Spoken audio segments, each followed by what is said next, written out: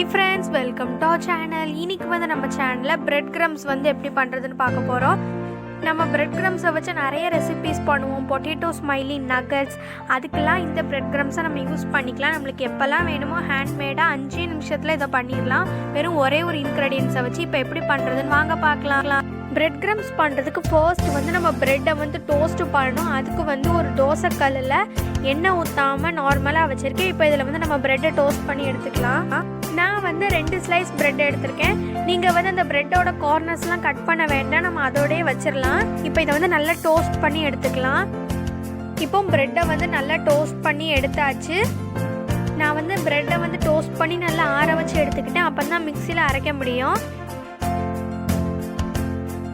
வந்து மிக்சியில் வந்து குட்டி குட்டியாக பிச்சு போட்டிருக்கேன். இப்போ இதை வந்து அரைச்சிட்டு வந்துடலாம். இப்போ இதை வந்து நல்லா அரைச்சாச்சு. நம்மளோட breadcrumbs வந்து ரெடி.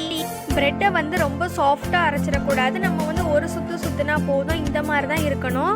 நீங்களும் கண்டிப்பாக அந்த breadcrumbs வீட்டில் ட்ரை பண்ணி பாருங்கள். பாய்.